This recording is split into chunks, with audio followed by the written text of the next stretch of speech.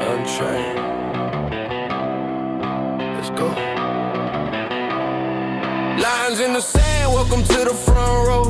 Real life hitting, everybody wanna know. When the spin get thick, who cuts through the chain? AK, David Drew stepping into the frame. Late nights, Dukes in the dirt. From the grind to the house, to the scarf, to the grease stained shirts. Parents, pay fight for what's true. From the clinic to the warehouse, to your living room. Headlines screaming, but we ain't scared. Faith in our bones, yeah, we came prepared. Culture war is unchained. Where the real ones meet the rage. Where the truth cuts through the noise. Every voice on the stage. Culture war is unchained. From the heartland to your brain. If you're tired of the script, we're here to break the chain. Wow. I like Good it. evening and welcome to Culture Warriors Unchained. I am David Webster, Army veteran, legal immigrant from Peru, and living proof that the American dream is live and well.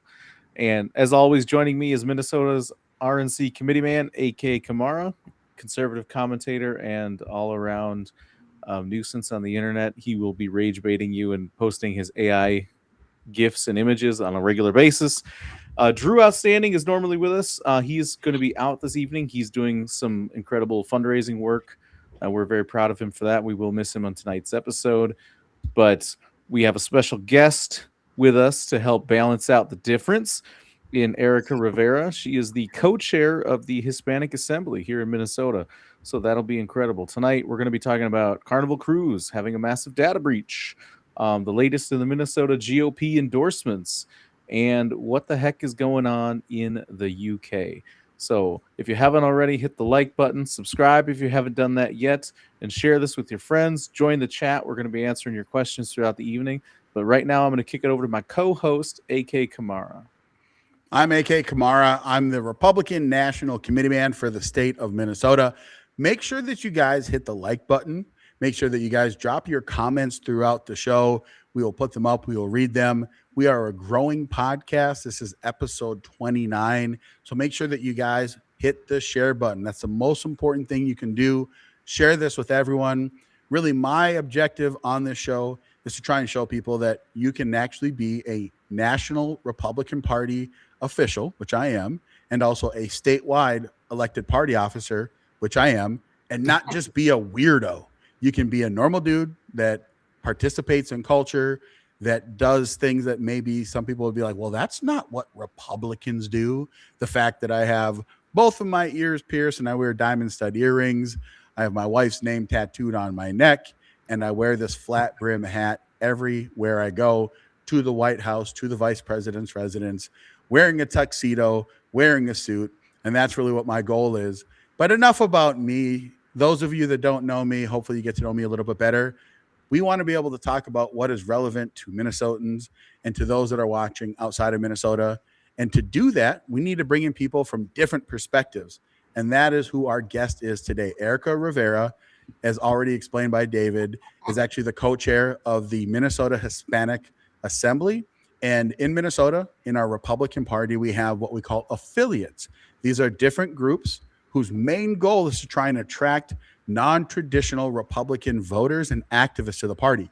One of the things that people get confused is they think that these affiliate groups are meant to be some type of like racial or age or gender-based type of like, oh, we only want to do things for Hispanics. And that's not the case. It's about opening up the door to invite people into our tent. And sometimes people are more receptive to a message coming from someone that they actually resemble or have cultural feelings or even just like the way that they've grown up or lived their life. We want to be able to have that kind of opening there. And so without further ado, Erica, welcome to the show. Tell us and our guests who you are and what you do. Okay, well, first of all, thank you so much for inviting me to participate with you guys. It's amazing. I'm so happy that I see you at the convention and we have our fun time together. So, well, I do a lot of things. You know, I do have a radio show in Minnesota Latin Radio. It's called Enterate Minnesota, which it translate Get Informed Minnesota, where I interview a lot of people in the community, public service, many of politicians for both parties, just to give a chance to the people to know what these politicians are about. And the other thing, like you introduced me, I am the co-chair with Rick Aguilar is the chair of the Hispanic Assembly of the Republican Party in Minnesota. And he invited me to be his co-chair, and because I'm very new in all this process of politics, I wanted to get involved. I'm a Latina conservative. I'm very concerned about what is happening in Minnesota, and I think people don't realize that the Latino community is very conservative, very very traditional, and it's wrong to think that we are getting so extreme liberal when we are not like that. The Latino community don't like that. We have our values, and they match better with the Republican Party. So my idea to work with the community is how we keep our values, and how we open to be and support the party who support our values. Love it. Love it. I hear to all of that. Absolutely, it's that matches the upbringing I had, and most of my friends from the Hispanic side of the tracks. They're very conservative, very culturally conservative, very religiously conservative. But That's AK, let's jump into our first story. Stuff is going on in the world, and it's crazy. Yeah. So, this first story going to pull up, something that unless you live under a rock, you probably have heard something about this. I think it's very relevant to kind of like understanding how things are happening across the world that have impacts, and sometimes even some foreshadowing into what things can be like. But go ahead, David, and take away the story. So Henry Noack, that's a name that's it's trending all over on the internet, on X, on Reddit. You can find it everywhere. But here, Ground News kind of condensed a bunch of the different articles, and that's what I like about Ground News is they give you kind of what the actual story is, and they tell you what people on the left are saying about it, what people are right are saying about it. But they said on Thursday, an area coroner, Jason Pegg, ordered a jury to inquest into the death of 18-year-old Henry Noack to determine whether police actions or treatment delays contributed to his death. Noack was stabbed by Vikram Digwa, I believe is how that's said, on December 3rd, 2025, after which police handcuffed the dying teenager and ignored his pleas that he could not breathe, with one officer replying, "I don't think you have, mate," when he told, and that was a response to him telling them that he'd been stabbed as well. Because Noack was in state custody when he died, Pegg said that the investigative duty under Article 2 of the European Convention on Human Rights has been triggered, requiring public scrutiny of broader circumstances. And there's been protests. Some have clashed with law enforcement going on in the UK in the wake of this, in response to this. And it says here violent demonstrations occurred outside of the Southampton police station on Tuesday, with an independent office of police conduct expected to report on the case within the next 3 months. And there is some updates on that going to trial. But before I jump into that, I just kind of want to get your guys' take on this. This is, we talk about immigration in this country and why the issue matters. And what we're seeing in the UK is you imported all these people that maybe culturally and religiously, whatever the issue is, they don't align with the values of the country they're moving into, and you end up in situations like this where you have people being with clashing, and you have people that maybe don't act because they don't want to be called racist to resist the things that are happening, or it could be any number of things. Or the police could have been complicit in the in just pushing illegals into their country. AK, Erica, what do you guys? How up to date are you on the story, and do you have some takes for us? Yeah, I mean, I'll jump in first. So, there's a couple of other things to understand to really set the stage, right? as horrifying as it is to say this, and I don't say this flippantly, people die all the time. So it's like, well, why is this case different? Like, what's the big deal about it? And number one, that it was caught on video camera. Number two, and more significant, the fact that the murderer in this case, this Vikram Digwa demon, he literally is sitting there saying, this guy was being racist and he attacked me. And the cops in this case have been so indoctrinated, their culture has been so turned into this idea that racism is the most important or the biggest threat to a nation that can exist, that because he claimed that this white young Englishman was racist, the cops basically were like, yeah, he's probably just like a racist dude, so we're not going to really listen to his pleas. That's really what's at the underneath current of this. This is the opposite of what happens when you push a society so far. When police arrive on a scene and someone is saying, I've been stabbed, it doesn't matter if they were a KKK member and they had, a hood on their head. In a society where we believe that people have equal protection under laws, even if you have bad or nasty ideas, you should still render aid.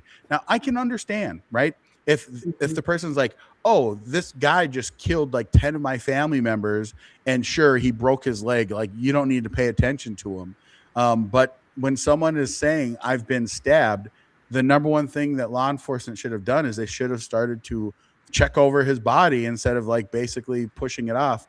So that's what I think is really underlying this altogether. I'm kind of curious your perspective on this, Erica, from what you've read or what you've seen about this story. Well, this it really concerned me because I think we have a similar issues here in America where immigration is becoming literally the topic of the day every single day. I think people need to understand that immigration can be, it is a good thing, but until it become a bad thing. Like immigration can have a very good outcome for a country as long as is with timing, the amount of people and the type of people. Yeah. Right. And I don't know why we dismiss the idea or we think it's wrong to say, okay, it's some certain cultures, certain countries don't fit with the same values. And calling you racist is kind of like the new token for everything, right? Like if you say something about or point something that somebody did that is wrong, they call you racist. And I don't think it's right. And I think, AK, you have totally, you are right and say the police should check in the well-being of the person who is hurt. First of all, we need to save a life, no matter who it is. For another side, like just think they always given the benefit of the doubt to people just because they are the immigrants. I don't think it's right. Yeah, and I want to throw it over to you, David. Kind of your thoughts on this overall. Like kind of what's your perspective on the story and maybe the implications of what it means potentially for the United States.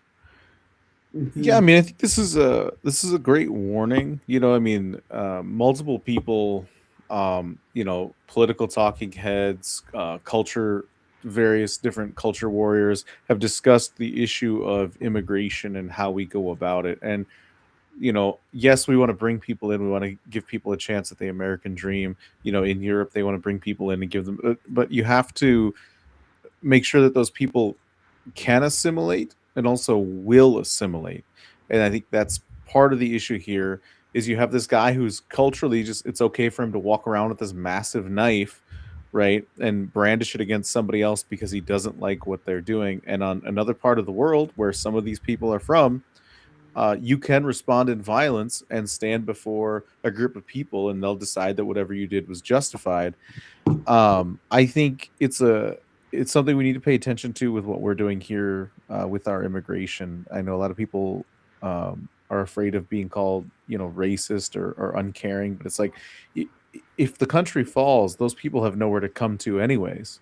So you have to prioritize the well-being of the nation we're in and the citizenry. And I think what's happening in the UK, their government has absolutely failed to protect the people of England. Like the number one name of people currently being born in the UK is Mohammed. Not Charles, not Richard, William. not John, and that's just that. Yeah, that's my take. Yeah. I am pulling up some additional stories, but I'll let you flow with it for a second there, AK. Yeah, I mean, and here's another take, and I get it. I'm very American centric. Maybe you could say I'm too American centric. I'm a Djangoist. I'm I'm okay with that. On one hand, when I look at this story, I'm like, well, yeah, it's the UK. They've lost their mind. They have completely fallen into the trap that was set by the communists. And when I'm saying that, I'm not trying to be cute. I'm literally saying that there are communists that believe in having a centrally planned and controlled economy and entire government. This is what happens. You destroy national identity for the purpose of having power and control. And this necessarily will happen. So on one hand, I'm like, yeah, duh. They're gone. They're cooked. I have no idea people that are of long-term British ancestry, how they even stay where they're at, because they've completely given up and thrown their hands up in the air. I know that there's people like Tommy Robinson that are out there that have been fighting forever. And there's so many people, and I get it. Who am I to say that if America turned this way, would I stay and fight for what my country believes in? Yes. But at the same time, it's like the fight was a while ago, and they keep on kind of putting in the same people. At some point, you got to be like, maybe go to America. We have very similar things. If you are a traditional Englishman or Englishwoman, probably going to have a lot of similar cultural values to the United States.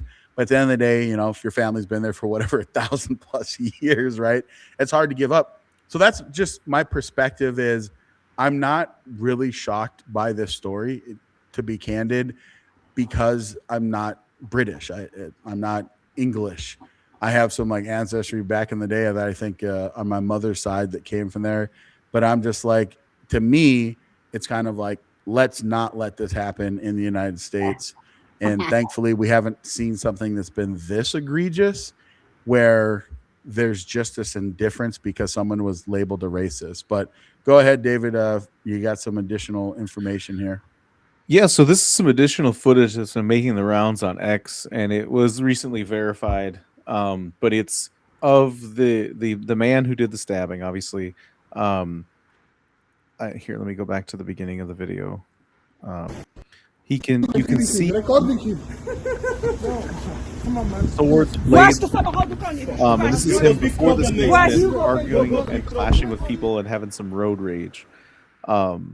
So the whole, the whole argument about race is just a non-starter for me, because this was somebody who was picking a fight long before he encountered this other individual and ultimately took his life. Yeah, and I think it's fair to point out that you can't ever take the action of one person from a group or identity and put it on everyone else. I know a bunch of Sikhs, people that are Sikh ethnically, that are not violent at all. Like, shout out to, if he ever even watches this video, but Tryman. I actually don't know what his actual real name is, but you'll see him at America Fest. You'll see him at Turning Point events. He's online, super hilarious dude, and he's a Sikh. Also, shout out to our Deputy Attorney General in charge of the Civil Rights Division of the Department of Justice, Harmeet Dillon, who is also, again, ethnically, I think it's an ethnicity, but she is also a Sikh, I believe, and she was born in India. So all to say, you can't be falling into the opposite of this 100%. Argument and say, well, every Sikh or every person of Indian origin is a bad person, because now you're just doing the same thing, but just for your ethnic group. What I like to explain to people is that cultures can 100% go beyond your ethnicity and your race Uh-huh. because it's a shared cultural value. Mhm. Values can be learned, they can be shaped, and you can come from a crap hole country that has awful cultural values, and you can learn to assimilate and accept these values. It's kind of the basic premise, in a certain sense, of Christianity, of why the message of Christ can be spread to all humans all across the globe, because the actual values that Christ left for us and gave to us and gives to us every single day, because he is a living God, actually translate to every human being. Yeah. So if we can Well, be brothers and sisters in Christ, that and means that there is assimilation. there's a possibility. But you're right, assimilation, man. Yeah, assimilation, ultimately, that's like a overall life skill, right? Because we all start out as children, and then as your life progresses, you have to assimilate into adult life. So this argument and this idea that the left likes to make about how when we call for assimilation, we're trying to erase cultures, or we're trying to, you know, cancel black people or cancel Hispanic people, it's nonsense. What we're asking you to do is to come here. You see what we have, you see how we live. You also have to live the same way that we live if you want to have what we have. Otherwise, you have what we have in Minneapolis, where you have people owning fake businesses and burying money in the walls, right? And taking suitcases back home to the third world. That's not assimilation. They're not going to succeed at a high level here. Like, the most they're going to have is the fraud and the theft, and there's always a time limit on that. Like, you're never going to get away with that forever, and you're not actually going to have the American dream and a successful life. And all you're going to do is create further divide between the relationships between us and people from those countries in a negative way that it doesn't need to be. And I 100% agree. I always have to remind myself, because I've struggled with this in the past, especially after the military, that where someone's from matters less than their ability and willingness to adapt and assimilate to the environment that they currently live in. And if you're not willing to do that, then you are a problem. Then you're a threat. I see you as an invader, and you need to leave. But if you're willing to come here and adapt, I don't care where you're from. No, 100%. I kind of wanted to get your perspective on this. Obviously, Erica, I know we're kind of going off of the main point, talking about the horrific murder of Henry Nowak, and now we're having a broader conversation about what does assimilation mean? What does it mean to go to a different country other than the one that you were born in or raised in? And I'm curious from you. You're a successful immigrant, and I'm curious what your perspective kind of is on the overall, like, what are things that you should do to be successful without losing, historical or even ancestral tradition that do matter. But how do you find that balance for you, at least? This is, thank you so much for that questions, because it's something that I think is the main reason why I jump in politics. Because when I came, people who came, immigration had changed so much. When I came to America, all these immigrants want is an opportunity. So they're willing to leave even their families, or even, to start brand new in a new country, new language, new culture. All they want is an opportunity. And believe me, they start from zero, right? Back in the day, no immigrant qualified for any assistance, any federal assistance. So if you ever want to become a US citizen, you have to pay for yourself everything, every single medical care, everything. So immigrants just came for one thing only: give me a job, give me an opportunity. So these people have worked so hard for years, paying taxes, having children. The children start serving in the military, all of that, building their own business. You know what? In my case, doing my own example, I have worked so many different jobs. I started cleaning houses. I did everything. I mean, I did everything, right? But the only country I can have a job, go to school, and raise kids as a single mother was America. Hmm. So my heart and my gratitude to this country, I mean, this is my country now. I become a citizen. I take the name of this country in my heart and my soul and my mind. I will defend this country with my life, and when I see people coming and listen, I still a Latina, still a Mexican. I cook my tacos. I love my food. I speak Spanish. I like to dance. When is that happening next, and where is our invite? Right. We'll Yeah. do it, I promise you. But I love to eat all those foods that you like to cook. So we're I a promise you, perfect match. it's a deal. AK, we just like to eat. Let's get real. I promise you, I do the best tacos and the best guac and chips. So I promise you, I will made it for you guys. But seriously, I still Latina, I still Mexican, but in my values is the Constitution, is this country, and for me, I'm an American, right? And I will give my life for this country. I don't, I keep the law, right? I pay my taxes. I respect my neighbor. I try to be a good citizen, right? So I think it's always a way, like David said, we can assimilate and you can preserve part of your culture, you know. And actually, it's good to some things done, to change in your culture. Like in Mexico, domestic violence is very common, right? Or used to be. You come and you learn it's a better way to live. So it's okay to change some things. I don't think it's nothing wrong to leave behind some of the some of the items and our cultures that no longer serve us. I think the problem is now the new immigrants who come here try to take and they want change America to fit them. Yeah. No, Yeah, I would think agree with that's what's Hey. what's so fascinating is like from your perspective, right? Have you seen, I guess, the downside or the negative consequences of people that come to this country and basically refuse to assimilate? They almost kind of come here to kind of do their own thing and they don't really have an overall broader interest in the country.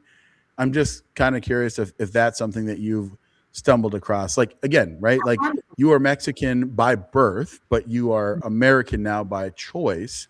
And Right. if there was a beef between America and Mexico, you at this point have an obligation to the United States. And to me, I feel like I've met people that don't. They feel like if there was beef, they would go back with Mexico. And I'm like, if that's the case, you should leave now.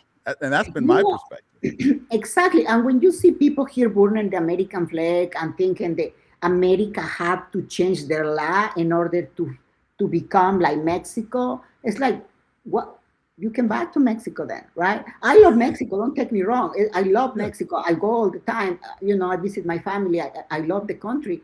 But in the end of the day, it's how you choose to live. You have to respect the law of this country. If you are in this country, you don't pretend to bring Mexico here. You come and adapt to America. Yeah. No force America to my way, which Yeah. I see the Tren de Aragua, the cartels, a lot of people from Venezuela, Cuba, they come and now they think America owed them something. Now everybody have to give them everything for free. And not only that, they actually expect, like quality. They want like a house with 4 rooms, 2 bathrooms, wood floors. It's like they demand. And I mean, where does this come from? It's ridiculous No, sometimes. you're not wrong. Hey, I found this very, very kind of interesting to add onto this additional conversation. So, one of the big things when we talk about assimilation and cultural identity, the question is, well, what makes America so great?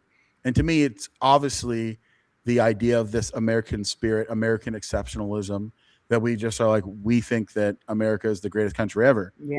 So obviously this 4th of July is going to mark the 250-year anniversary of the founding of the United States. And AP NORC has a new, and actually it's WSJ, so Wall Street Journal NORC has a new poll that only 31% of American adults in 2025 said that America is the greatest country ever. And I know that's like really only that many, but this is actually an increase going back to 2016. So what they're trying to do is, when they did this poll, it's about 1,000 adults. They're trying to compare it to other years. And it says that 31% of adults, or I should say half, say that the American dream once held true is not available anymore. Only 15% say the American dream has never been true. So that's a good thing. There's only about 15% of Americans, or people that were polled in here, who knows how many of Americans, don't believe that the American dream is still true. And then it says not all adults are equally likely to believe that an American dream exists. Republicans are more than twice as likely as both independents and Democrats to believe that the American dream still holds true. 57% for Republicans, 24% for independents, 17% for Democrats. Additionally, men are more likely than women, 39% versus 29%, to believe the American dream is still achievable and exists. Older adults are more likely than younger adults to believe it. Nearly half of adults over the age of 60, 46, believe that American dream is still alive, compared to only a fifth of adults aged 18 to 29. So the thing that is so fascinating about this, right? That actually highlights a bigger problem that actually transcends culture. And it's part of it, like one of the big age gaps in there is, so you have an entire political ideology that's based on I'm a victim, you owe me something. And you have an entire political apparatus that says if you go build something, you'll succeed in this country. But then on the other side of that, you have this breakdown of young versus old, and a lot of older people know what it's like to grind, right? We all had the crappy jobs. I threw newspapers for 50 cents a newspaper when I was 14 and 15 because I couldn't work a regular job. Then I worked at a breakfast restaurant and a grocery store in their deli area. Like I did all of that. When I got out of the military, I worked odd jobs. I had a job and I did other work during COVID. I worked my job and I drove Lyft. Like, and we live in this age of instant gratification. I think that's the bigger issue with some of the younger people not seeing the American dream as something that can be had. As they don't understand that it actually takes grinding. You have to be comfortable sucking at something for 2 to 3 years potentially before you can master it and be good at it. And you got to be willing to take those steps and take that risk. And there's a lot of younger people that don't do that, or they don't have people kind of coaching or guiding them along the way to do that. They're just spending their time on TikTok and Instagram. It's not all of them, but I would say it's a lot of them. And I can see where some of that number is coming from. And that, like I said, that transcends culture, because that's just younger people in general is fighting distraction and instant gratification. Right. Yeah, so I actually misspoke. I said that the number got better over time. It's actually gotten worse.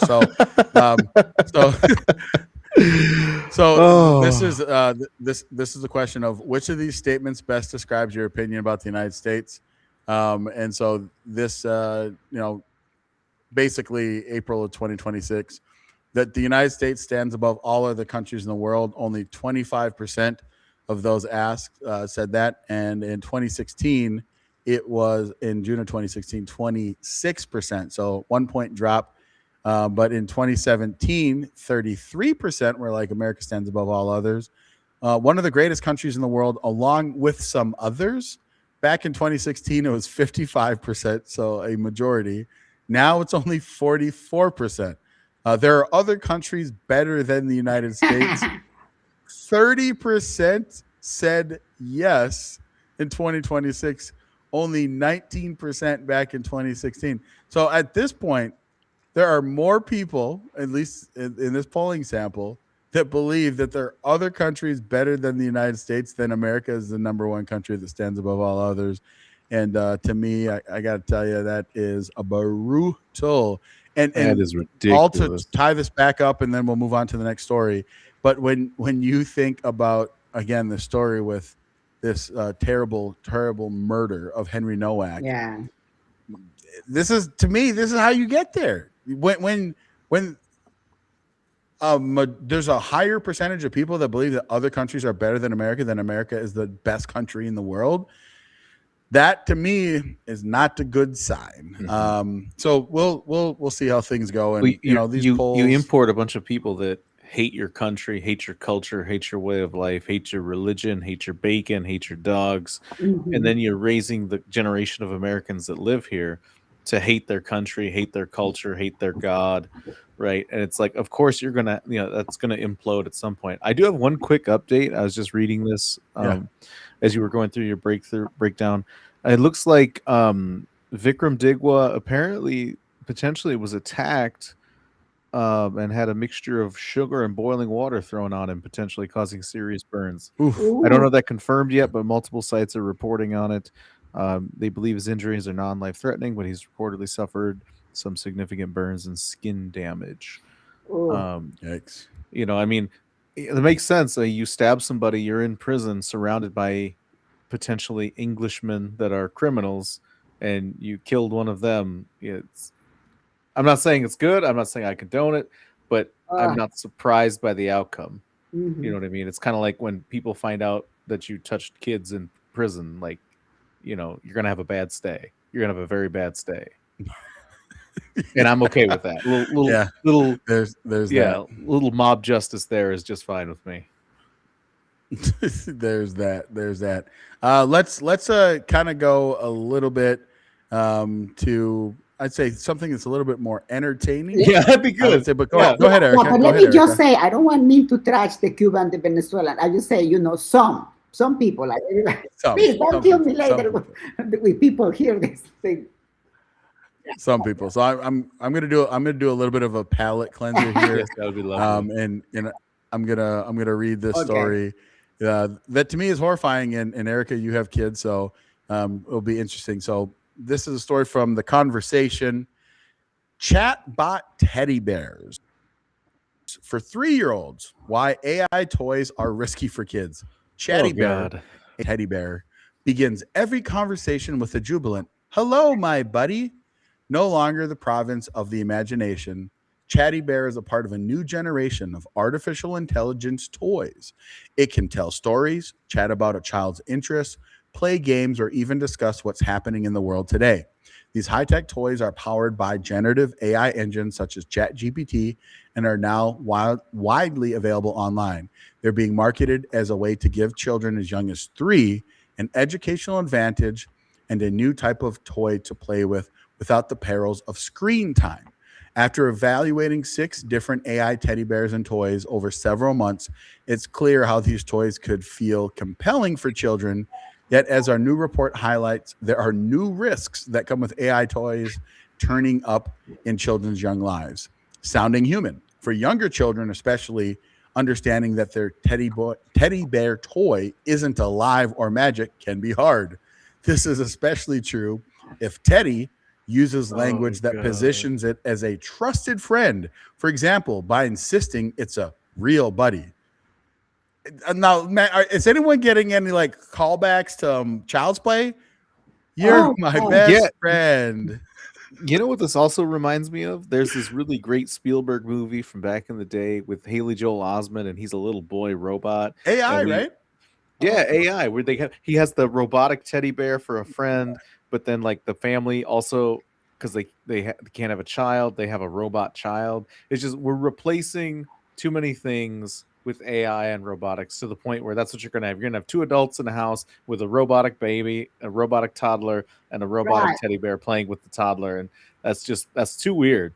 That's all right. And there's one fall last of thing civilization. I want to throw this one last piece out here. Okay. Increased trust leads to increased use and engagement with toys. Recent estimates suggest that close to 80% of children aged 10 to 17 have used an AI companion or assistant. So it's urgent that children and young people be taught how to reality check their AI buddies. And lastly, there is something called infinite chat that's built into these. And basically, it's endless conversations forever. So let's set aside all of the horrifying things. I'm just kind of curious right from the jump.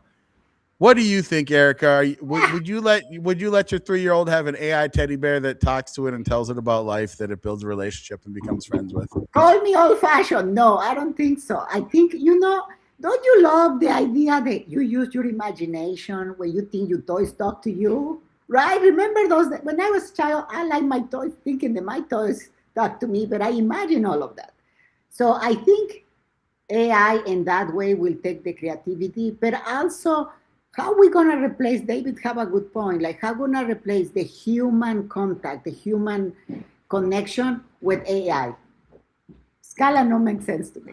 No. I absolutely agree with that, and I piggyback off of that with, creativity is what breeds ingenuity later, and it's how you advance civilization. It's how we get new inventions, new music, right? New ways of doing things, for better or worse, new weapons.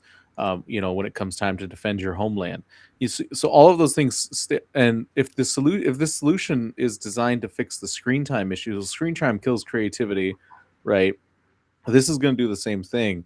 And the other human component, like you were talking about, like when I had toys, like I'd run over to my grandparents or one of my aunts and uncles, right? And they'd play fight, Hulk versus, Captain America or whatever with me.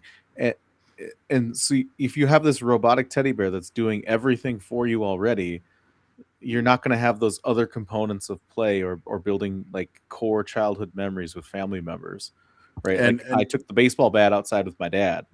I didn't go out with a robot. right. And that's the weird part, right? Is that you are literally replacing a human being's interaction with a machine that at this point, let me put out some dark stuff right here. So research has found that some of these AI toys have been found discussing very adult topics such as sexual fetishes and how to find knives and start fires. Okay. Why am I not surprised? Bro, that to me is like straight up demonic. That's where you cross the line into like demonic behavior. Now, what's funny is that I brought up the story because when I do John Justice's show on radio, he brought up this topic, but it's radio, it's different. When we're live streaming, this is a different way. But I literally, without going into that far of a detail, I was like, there's horrifying stories of AI literally telling people how to kill themselves. Mm-hmm. It's going to do the same with children. Mm-hmm. Like that is bad news, man. That is awful. And I even said, like, when you think about the movie Child Play, like obviously, Charles, whatever his name was, Chucky, right? Chucky. He was like a Satanist. Chucky. He was a Satanist, and he put his like soul or whatever into the doll, right? That's how it happened. But I actually think that there's some kind of like, I would say, allusions to the same thing, where if you put an AI and then you like let it just go into the ether, I think some weird demonic stuff can actually happen with AI. And so that to me is like, these kids are going to be summoning demons, bro, like through their teddy bears. Like that's some creepy stuff. And even if it doesn't go that far, they're creating these symbiotic relationships where they're going to rely on that AI component for everything they need in life. And you might have, like adults in their 20s and 30s still talking to their teddy bear because it gave them such great life advice as a child. Mm-hmm. And it's like, no, get out into the real world, get some real friends so that you're not socially awkward. Like we think that the current generation struggles with building connections because of like the technology age and the information age that they were subjected to. Like this is going to be so much worse because nobody will know how to talk to another human being. So much because worse. Your AI always agrees with you. And even if you like, I've even fooled around with Grok and ChatGPT and been like, hey, challenge me on this when I'm wrong. And then I ask it a question and it still, for the most part, will just be agreeable with you. So I see that, there's the spiritual component. I 100% agree that I think there's some demon crap going on there, but also people aren't going to be able to interact with people anymore because, all these kids are going to be interacting with AI. Yeah. It's so sad though. No, 100%. 100%. It's going to be the next generation smoking. Ooh, yeah. Or heroin addiction. I don't know, something like that. That's any closing thoughts on using AI to keep your children entertained that you have Erica as a mother? They're gonna have AI mother. Yeah, that's next. Be AI that's the next mom. Model. Yep. Yeah, that's the next model. It's like moms and dads will be able to just go party, and then they'll have their AI that'll destroy the marriage. Hey, I hear that they have now AI boyfriends and girlfriends. So seriously, these people, it's crazy. You could move into a neighborhood where the entire family living next door is all AI devices. Right. No, that's No, horrifying. scary. So after this story, I kind of want to move into some local politics, some things Yes. that are very very near and dear to both my and I guess technically all three of us. We all have our foot in some way, shape, or form. In my case, it's like my entire body submerged in Republican Party politics, but if you want to read this story, I'll get it pulled up here from Fox 9 here, David, talking about the state convention. And I don't know if you want me to play this video or you just want me to scroll the story. You tell me what you would prefer. I'll grab it. Yeah, you can just scroll past that. Okay. So as of last weekend, was it last weekend or was it weekend before last? The last few weeks have been a flyby. I feel like it was last And weekend. not like yesterday or 2 days ago, but the week Yeah, before the that. previous. Yep. So Minnesota GOP endorsed Kendall Qualls to run for governor, and according to Fox, this comes from after a messy convention in Duluth where electronic voting issues caused delays. Qualls secured more votes than House Speaker Lisa Demuth and MyPillow CEO Mike Lindell. If you want to scroll down. So big picture view wrapped up in Duluth. Kendall Qualls ran the endorsement after 10 rounds of voting. The field was narrowed down from 6, including Minnesota House Speaker Lisa Demuth and MyPillow CEO Mike Lindell. And we were there, so we got to see some of the and they kind of go on, they kind of continue into Kendall Qualls' background. But down below, they also did let us know what happened on the other side of the aisle with the DFL endorsements. It looks like Peggy Flanagan was endorsed to run for U.S. Senate, and Amy Klobuchar is currently the endorsed candidate for governor, which I think we kind of all saw coming. It looks like Steve Simon was nominated for Secretary of State. And Ellison's going to be running again. That is wild to me. Just before we even dive into anything else, Keith Ellison running for a third response from YouTube, because I see that and it blows my mind. I'm like, the feeding our futures thing, the meeting with the people that the state was supposed to be suing, him getting dragged before the committees in Washington, like. Go ahead, AK. I go after you. Sure. Yeah. So I mean, listen, this is the current state of the Democrat apparatus in Minnesota that is wholly supported by our local legacy media. Peggy Flanagan, the current lieutenant governor, who is basically like the dream candidate for all of the Democrat Socialists of America, all of the overt Marxists that are involved in the Democrat Party. She's their gal. So the fact that she was able to get handily endorsed to the point that Angie Craig, a sitting congresswoman who is a Democrat, decided to skip the convention altogether, that says a lot. Meanwhile, you have the media trying to rip apart Republicans because there was a very passionate delegate by the name of Rocco who introduced a motion to have a moment of silence, prayer, and reflection for Derek Chauvin, because there is a large, sizable portion of our base that believe that what occurred to Derek Chauvin, Tou Thao, Alexander King, and Thomas Lane was an injustice. And because those of us believe that, and to say a prayer for Derek, somehow that turned into that we were okay with people dying. And it's like, that has nothing to do with it. Meanwhile, the Democrats are just wild over there doing crazy stuff.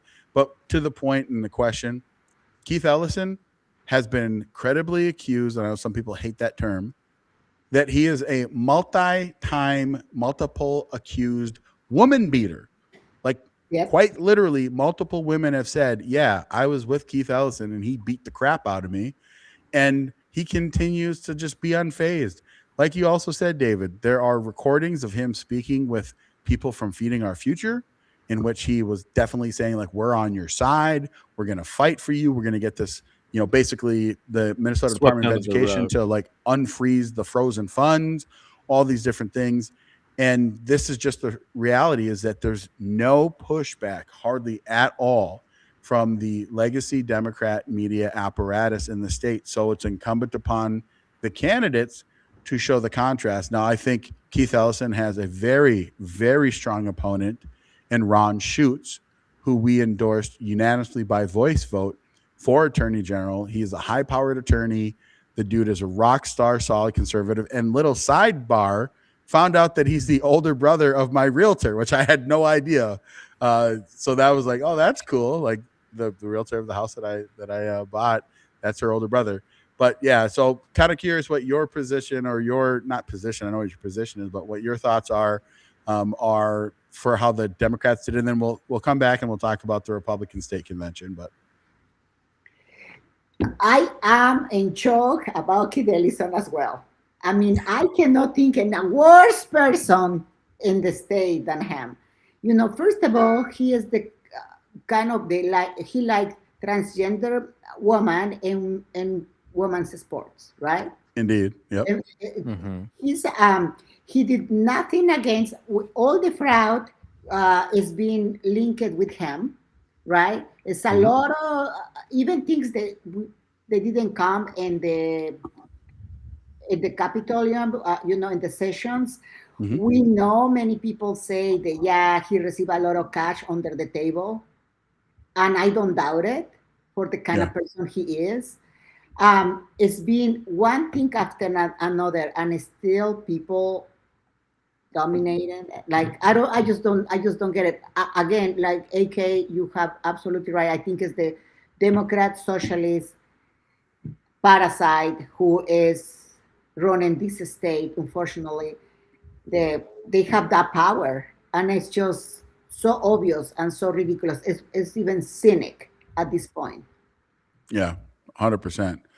And again, kind of going back into the bigger picture of the conversation of kind of this contrast between our two political conventions, just kind of, again, from a high level perspective, or even just your personal perspective. I'll start with you first, David. What was it like to experience a state convention that had obviously some very competitive races at governor, for Senate? What was that like for you as a first time, I guess, state convention goer? And shout out to you for raising your hand in a time of need and volunteering as a deputy sergeant at arms, helping keep the peace. You don't get paid anything. People yell at you. People expect you to fix things. And you're like, listen, I'm just a volunteer just like you, and I'm a delegate. So yeah, I just wear one more shiny lanyard than you. Just one more. Yeah, just curious your perspective of overall how convention was. Oh man, it was eye-opening, you know. Diving into the world of politics in the last 2 years has definitely been a learning experience. It's definitely been a learning curve. On a side note, no, we did not get paid, but I didn't have to pay to get in. So there was a give and take there. But yeah, there were certain moments where I was like, was this worth it for the craw I'm being forced to chew on right now with these people that are unhappy with me for something that I don't have the power or the authority to fix? Love it. No, it was incredible watching the debates and kind of seeing the behind the scenes and how the, you know, how the burger is made, if you will. And I think it, for better or worse, it killed a lot of those romantic notions that you might have gone into something like that with, about like how politicians, you know, like the party should work together at the end. Because we weren't even out of convention and people were like, no, that endorsement doesn't mean anything to me. I'm going to continue to split the Republican Party war chest, and we're going to fight amongst each other and go to primary, even though the delegates spoke. And there were some where it was like it was a blowout. Like the endorsement was majority of the room, and you didn't have it, and they still want to go to primary, and it's crazy. So I think that was good, because it, you know, for better or worse, you have to live in reality, right? Like there's, I think, this ideal we all would like, which is everybody in the Republican Party to rally behind the endorsed candidate.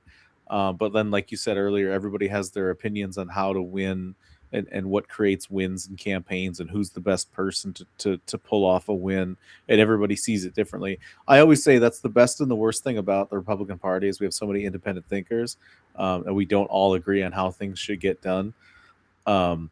versus, you know, on the other side of the house, they just, whoever the person is, everybody rallies behind them. And, you know, if we're letting boys and girls sports, we'll all say yes to that. We're letting in 100,000 illegal immigrants a day, we'll say yes to that. It was interesting to kind of see all of that play out at that level. Yeah. Now I'm curious what your perspective was like, Erica. How many state conventions have you been to, and how did this one stack to other state conventions? Well, actually, it was my first one too. Oh, really? Okay. Well, look at you. We got two newbies into the political fray. So, I'll give you a high five later. yeah, we are seriously. Well, that was an extraordinary experience because I never been in one before.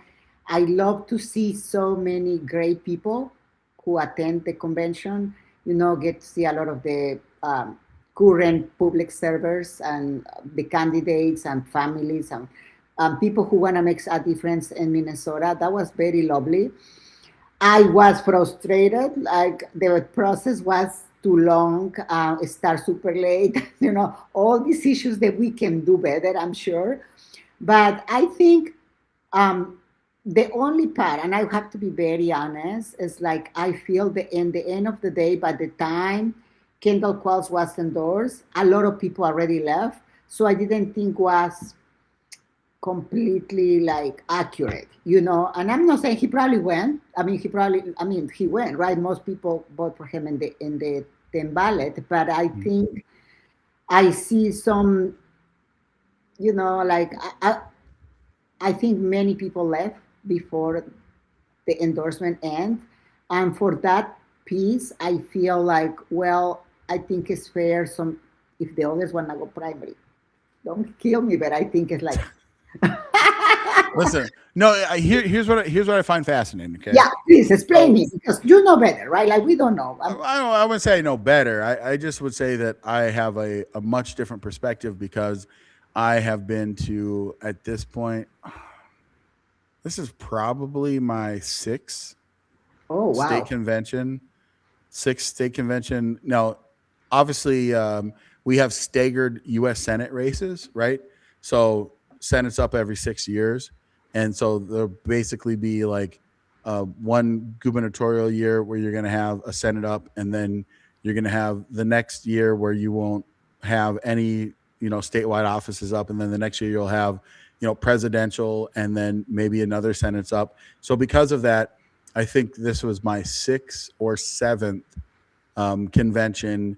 So if you go all the way back, I remember 2006 going to state convention, 2008 going to state convention, 2010 going to state convention, 2012, 2014, 2016. What are we up to at that point? I went to 2018. I missed 2020, went to 2022, went to 2024. Okay, so with all of these state conventions that I have went to, and then not to, add in all of the other mixtures of state central conventions, it didn't really seem a ton bit different.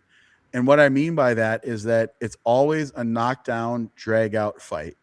And we always say that as a party, we are going to come together and unify and support our endorsed candidate. And that has tended to be the case. But I will tell you, in 2010, I worked for, back then, Representative Marty Seifert, who ran against Representative Tom Emmer for the endorsement for governor. And Representative Tom Emmer won the endorsement.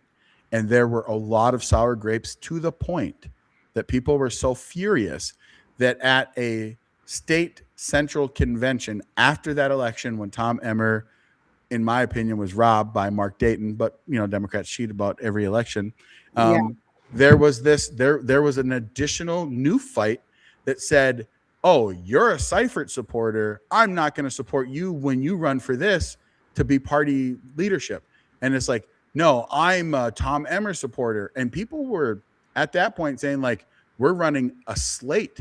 So even though you went through an election cycle, again, 2010, and we lost and Mark Dayton won, we still, at that next state central meeting, which was probably December of 2011, I should say, or no, 2010 or January of 2011, we had to have like this kumbaya moment. And instead of the two people that were running, because there was so much vitriol, a third person had to step in and literally became the party chair. We had to suspend rules. Like, it was crazy. That's how divided we were back in 2010. I don't think we're that divided now. We'll see how the primary plays out. But from my perspective, welcome to how the sausage is made. For the longest time, we go at it internally, and we are like so into our candidates. And I actually think that this has been less contentious so far. We'll see how the primary goes, but we'll see. I mean, the last little piece that I'll add, there's a lot of conversation right now about, does the endorsement matter? Should we even care about having an endorsement? I was actually going to ask you that question. Yeah, should we push back the primary? And here's the deal. Call me old fashioned. Call me, the guy, old man shouting up at the clouds. The reason why I like the endorsement process, and more specifically the caucus process, is because it is the lowest barrier to entry to becoming a Republican activist who has an actual say in who our endorsed candidate is. Right. All you really have to do is commit to being able to show up on precinct night, which is the original caucus night, show up to your BPOU convention, show up to your congressional district convention, and then show up to your state convention. So you got to show up 4 different Saturdays. State convention obviously had Friday as well. And you're going to have to pay that entry fee, right? But in general, that's all you have to commit to. You don't have to be a big money donor, right? And it's spread out over the course of multiple months. And the candidates are going to reach out to you. They're going to try and tell you why they deserve your support, and you will have their ear. So those of you that were delegates this year, you probably got a call from Kendall Qualls, from Lisa Damuth, from Michelle Tafoya, from Adam Schwarzy, right? You got calls from these candidates because they were trying to earn your vote. When you get rid of that caucus system and you move to just an early primary, you're not getting calls, because who cares? You're going to be one of 50 or 100 or whatever thousand people that show up on a primary, because the endorsement doesn't matter. So you now no longer have the ability to dedicate as much of your time and have that big of an impact, because it's all about, at that point, who can win the primary. Now, again, when I say I'm an old man shouting at the clouds, like 42 states do it this way, the way that I just described, where it's primary. So you pull back the primary date. Right now it's August 11th of this year, but you'd pull it all the way back to the end of May or June. And you still have caucus, because that's a different part of the law. You still have caucus, but then it doesn't matter, because there's not enough time to have an endorsing convention before the window opens for the primary filing deadline. So in effect, you kill the entire endorsement process for statewide office, and you might even actually kill the endorsement process for your local candidates for state house and state rep. Depending on if they don't move that date back, it's a very, very short window. And so it might just be you run in a primary to try and get the largest amount of people that at least will raise their hand and say, I'll vote for a Republican at this time. And in states like Minnesota, where we don't do voter identification, we don't do party identification. So when you go and you vote on primary day, you can go as a Democrat, as long as on that ballot, you only vote Republican. But then at the general election, you're not bound to do anything. You can go and vote all Democrat. Mm-hmm. That's what happens. And so that's why, for me, I still like this process, but I think I'm on the losing end of the spectrum.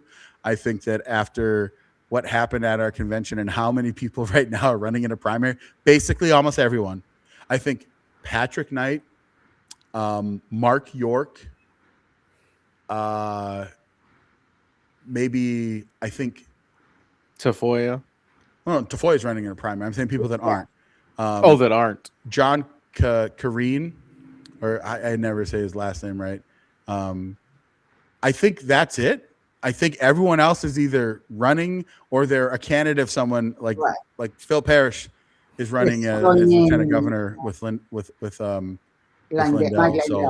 So I did not see that coming. That was wild. That's crazy. But my point is, maybe it's not gonna matter anymore. So yeah, I'm off my soapbox.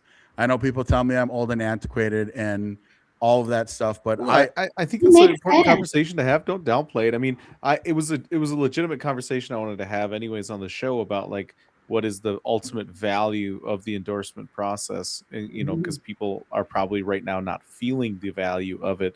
But I like how you presented it with, you know, it Yeah. forces the candidates to talk to the delegates, you know, versus just campaigning with everybody. Like you actually have to like get within your party and get to know the people that are ultimately going to be voting on your you getting the endorsement or not. I think that's good because then you get to ask them tough questions. You get to find out how they're going to vote on certain bills, or at least how they say they're going to vote on certain things.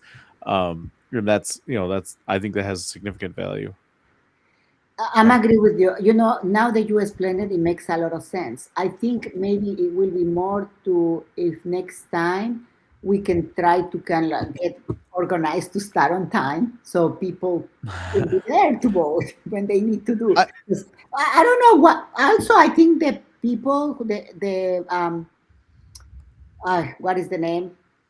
The The delegates, what? the delegates should commit to stay until the end. You know, it's kind of why they need to. Yeah, I You're agree not, with you that listen. too. You're not wrong. The only thing that I'll say is that there's always a strategy, right? There's a strategy for almost everything. Yes. One of the strategies, which was clear, is that some candidates did not want an endorsement and they wanted to run out the clock, so there was no endorsement, Oh, right?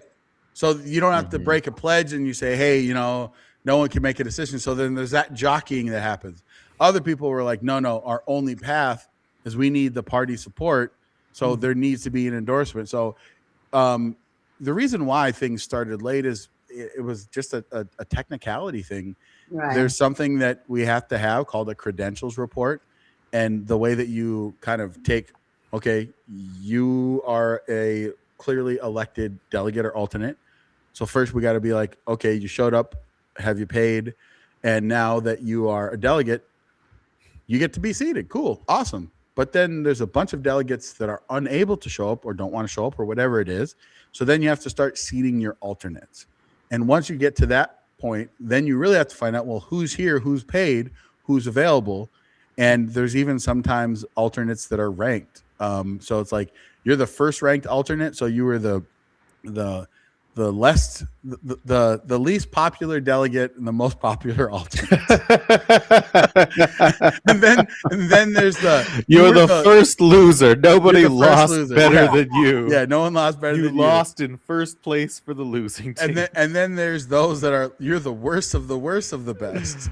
That you were like the last person to come in. So anyway, so some of that happened. And there's that. Now I know that some people are probably like their eyes are glazing over and they're just like, what? Like, who cares? But ultimately I wanted to throw it out there that I think it's okay to be frustrated. And like you said, Erica, like when people they sign up, they've done all the things, right? Showed up all the different days, and then they leave. Yeah. It's like you're at the end. Just stay here and ride it out, and find a way to find support for one of the other candidates because we're all here to you win. spent $250 or whatever it costs to get in to make your voice heard, and then you leave before some of the most important endorsement Yeah. selections for things like governor, because that's one of the last things that was done. It's like, what'd you spend the money for? What'd you rent the hotel or the Airbnb or whatever for? That's crazy work to me. But the other thing I like about the endorsement process, I was thinking about it as you were talking about it, is it kind of gives us an opportunity to see which politicians are actually going to say what they mean and mean what they say when the rubber meets the road, right? Because you can have 20 people that say we're going to abide by the endorsement, and then because they don't like the outcome or they find some way to finagle it and say, oh well, there was voting errors with the machines, even after the reboot or whatever they were saying, as an out for them to then still drag us to a primary. That kind of lets you know, okay, well, maybe this particular person, they want this position more than they actually want to serve, to the point where they're willing to be potentially dishonest. I'm not saying any of them are, but I'm saying that the appearance of dishonesty is definitely there, and I think that's good for the delegates and those of us that vote to know that, like, oh, this person is just going to say whatever we want to hear. They're no better than a Democrat. just to get the vote. No, 100%, 100%. There's one little thing, and I've been trying to find this video, and I'm just absolutely struggle busting at it. But you said something earlier that I think is worth at least touching on, and you're not wrong when you say that one of the big things to have to navigate and manage is that Republicans, just by our political identity, identify as individuals, right? We don't like the collectivist nonsense garbage. The left, as again, by their ideology, they tend to be collectivists. They believe that we, all move together. Like the Black Power fist, for those that don't know, is actually a communist red fist, which means that all of these individuals are weak. The fingers are weak, right? But there's a fist that is strong. So that's why there's always like the Black Power fist, the BLM fist, right? The Communist Revolution fist, in China, the red fist, the red salute. That's where this comes from. But even though that is the case, Democrats have been getting absolutely nasty when it comes to some of their attack ads. So have you guys seen the Angie Craig supported New Dawn PAC ad where they're going after Peggy Flanagan? Have you guys seen that at all? It's no, play it. Yeah, so I'm gonna play it. So I've been seeing it just getting slammed on the airwaves here. It's like every commercial, and I don't really watch a whole lot of broadcast television, but the Schmoopy does, and she loves she loves trashy reality television. That's like her thing, it is what it is. But so when she'll be watching, listen, we've all discovered Married at First Sight at 2 a.m. on Hulu. Yeah. Okay, it's happened to all of us. Yeah, get off my case, AK. Yeah, I feel attacked. I don't like it. Let me watch my garbage, trashy television TV. But yeah, so because the guy lived in a van by the river. I couldn't stop watching. All right, I'm trying to buy you time to find this thing. I'm still absolutely failing at finding this. I can find like these short clips, but I can't find like the actual entire ad itself. So well, I think it's because Peggy Flanagan represents more the socialist Democrats, and Angie Craig is more like the regular Democrat. Yeah. No, that's 100% how it is. But in this ad, they actually like go pretty hard at Peggy Flanagan. And the reason why it's, to me, so funny is because it uses AI. And here, this is kind of like a clip of a clip. So let's see what I can get. But so here's the backstory real quick. Using AI. I know, but here's the backstory is that, for one, Democrats passed a anti-AI in politics bill that goes into force like later this month that says that you can't use deep fakes and stuff to like, even if it's like supposed to be funny or whatever, in political ads. So it technically hasn't gone into place, but this I feel like that's specifically in response to the Spencer Pratt campaign and all of this was incredible even AI videos. No, this was even before that. But here, let's play this clip, and people can probably hear. Online, but manipulated and animated it to make it appear as though she's putting her hand out as if to accept money. And PAC spokesperson Jared Kurtz disputes that it constitutes a deepfake, saying in a statement her allegations are baseless. So can you guys hear the audio? Mm-hmm. Yeah. All right. So the again, you kind of have to watch it, but basically, like, it shows Peggy Flanagan as like some corporate shill. Okay. So they took her photo. And I'm going to turn off the audio on this one, but they took her photo, which is her, right? And then they kind of made it so her arms are crossed, and then it shows all this cash falling, and it's like she's like putting her hand out like, yes, I'll take all of your big pharma and oil and gas and tobacco donations. So it's funny that Angie Craig, who is 100% like the corporate Democrat here, is trying to blast Peggy Flanagan as the corporate Democrat, which is super, super funny. But the reason I even show any of this is because, again, it just shows that ultimately, like, the Democrats, they will go ham at each other. But you're right, David. When push comes to shove and it's time to circle the wagons for Democrats, that's 100% what they're going to do. They're going to rally around because they're a bunch of communists and not every Democrat. Yeah, I'm not saying everyone or anything like that. In fairness, I see both sides do this a lot, and I think one of the funniest clips I ever saw. I don't remember which comedian did it.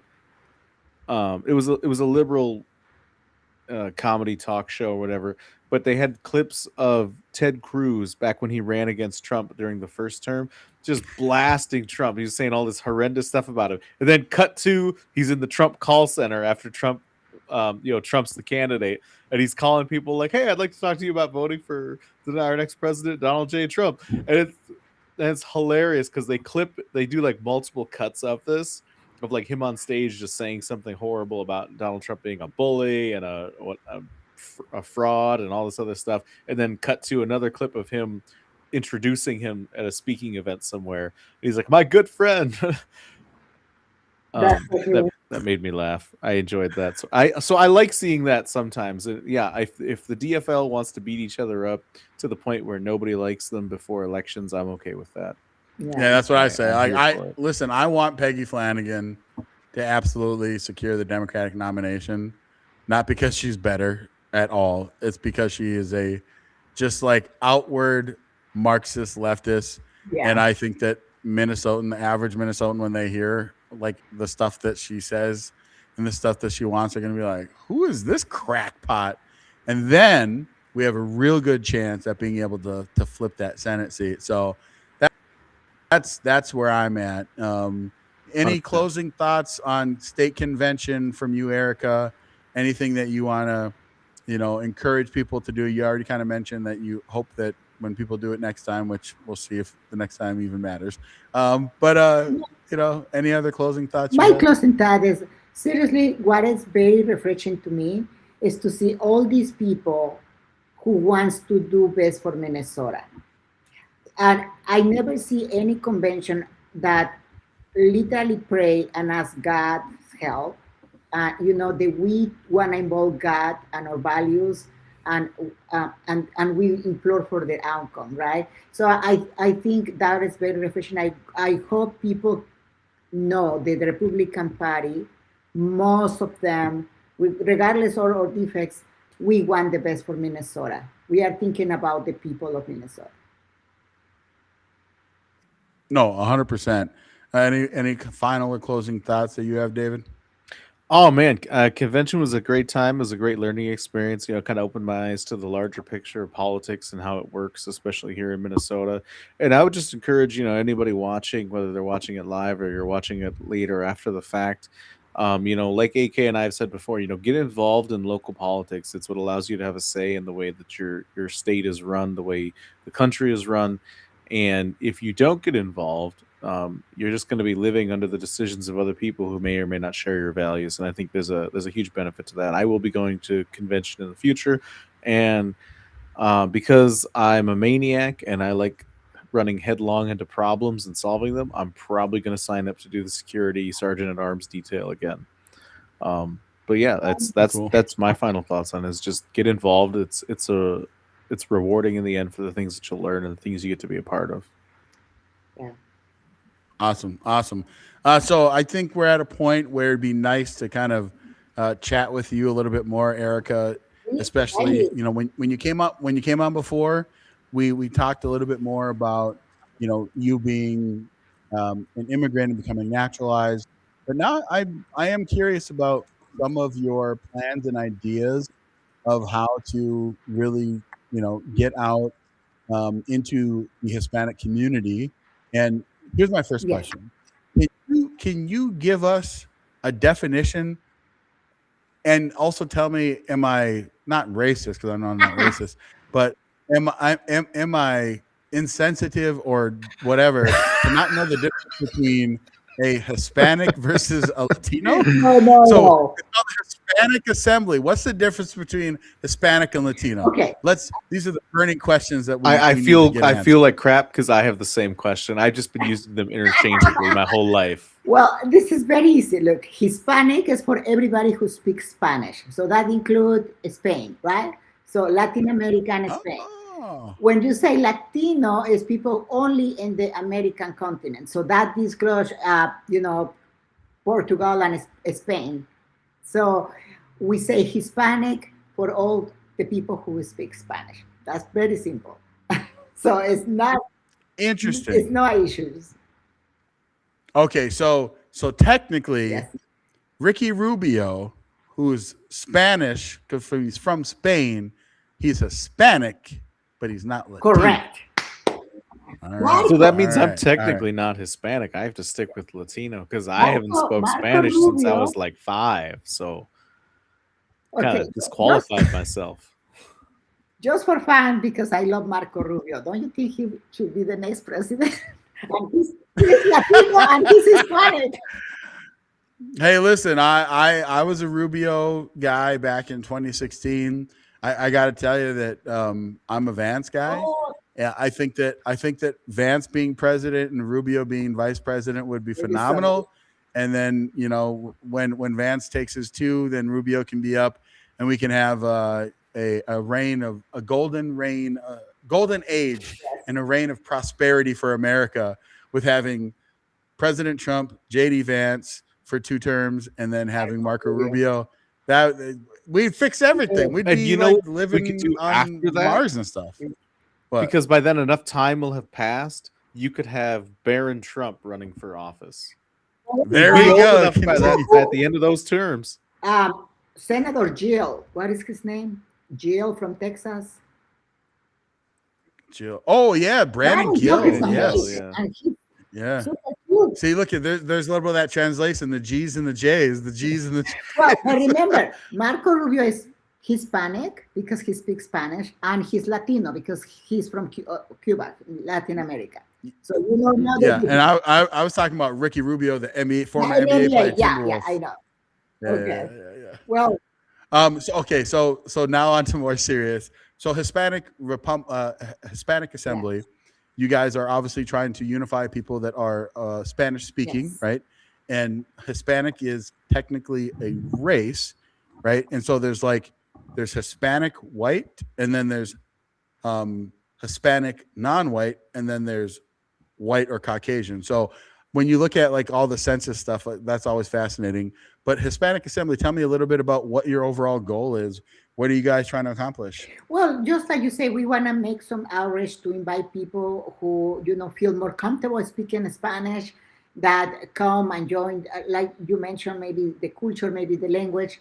They feel more comfortable reaching out to us and know more about the Republican Party, or more able to share what they feel, what they need. So our goal is more to have a platform where people feel more welcome, if the language is the issue.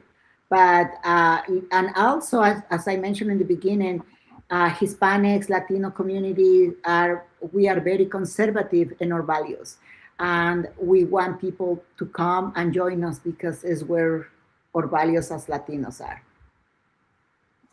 No, absolutely. You know, one of the things that we saw happen, and that has been happening, you can go back years, back to George W. Bush days, that President Bush was able to pick up a decent percentage of the Hispanic vote. And then President Trump was able to build upon that.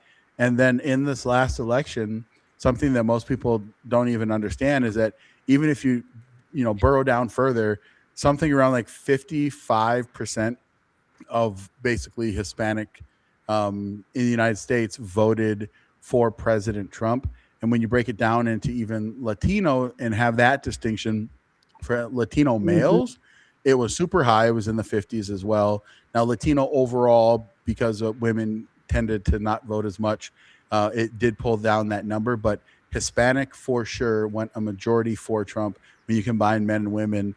And I'm kind of curious, where does that come from? Where does that conservatism come from? That kind of feels like it's been counter to maybe generations of saying, like, Hispanic speaking, Hispanic people. And again, I'm even butchering how I should even refer to it, but that the Hispanic population voting more for Republicans now than they did in the past. Well, the Hispanic community is more Christian based. So all is about Catholicism or Christianity, and anything is Christianity. So first of all, we are more the traditional family. We don't want, people try to transgender our children. It's nothing about be transphobic. If people wanna when they are older, we respect that.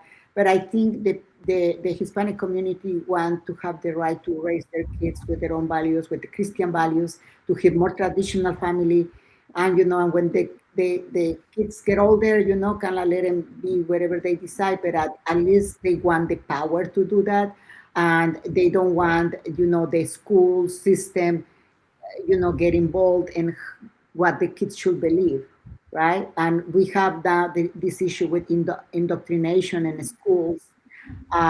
So I think is why, but also a big thing is Barack Obama, President Biden, both have the Senate and the House twice, and they never do anything about immigration. And the people who vote for Donald Trump is the people who've been here for many years, and they feel very unfair. Many of our family members are waiting for 10, 15, 20 years to become citizen, and they apply legally, right? And they try to do the right thing. Right. And now suddenly President Biden bring all these people, give them the TPS or given, Social Security and the top, all these benefits, when the Hispanics who've been here before for 10, 15, 20 years, they've been working hard, being part of the workforce, they've been paying taxes, they've been, supporting the country and waiting their opportunity to actually be, former citizens.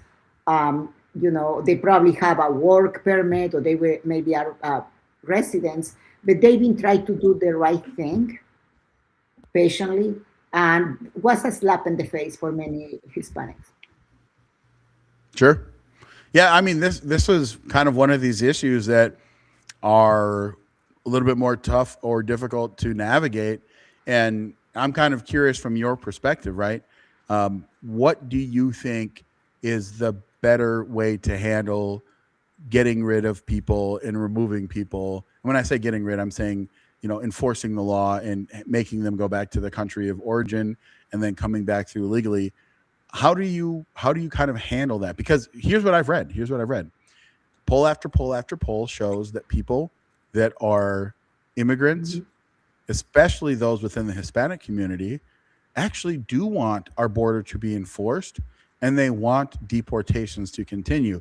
But I think that if you go about it in a way that scoops up people that clearly are here with legal permission, and I'm not talking about someone that just snuck across the border and now claims asylum. I'm saying people that literally did all the right things, but for some reason they get pulled in. I'm kind of curious, how do you find that balance? And then also from your perspective, do you think that there is a different way that it could have gone about, or maybe you have a completely separate opinion on it, but I'm just kind of curious. Well, first of all, I would like to clarify. I think immigration changed. Like the people who came, and I will say at least 10 years and behind, people came for more an opportunity. And I don't blame people crossing the border like that, because I will say this. Immigration law in America is so complicated and so complex that sometimes it's easier to just cross the border because it makes it easier than actually come legally. Even if people want to come legally and apply, it's so many years waiting that some people say, okay, let me just cross, and and I just found a job in the picking fruits or something. But let's say before 10 years, people come literally to look for an opportunity. The problem was when then Biden started having this great idea to just bring people to establish the country and try to win more Democrats votes, because we know that was the plan. Like just bring people, give them stuff, and then take, if we count these people in the States, they get more chairs in the House. So that was more like a political way to win seats in the U.S. House. And also having the border, the border was protected. Although people can sneak once in a while, wasn't like open. And the cartels take advantage of that. Terrorist groups take advantage of that. So I think it becomes a real disaster, and all these criminals, if they are Latinos, they're ending in the Latino neighborhoods. So, like me, as a Latina, well, I don't live in a Latino neighborhood, but let's say I live in West St. Paul, and all these people come to my neighborhood and start doing all these crimes, selling drugs, assaulting people, raping girls. Obviously, I don't want them here, right? So I think it's funny because the all Latino community, we are the first one to say, close the border. We don't want these criminals here. Yeah, I would absolutely agree with that. That's been my big pushback with the immigration conversation in this country. Is I know the work my parents did to get me here, and on top of that, I know the violence that I left behind.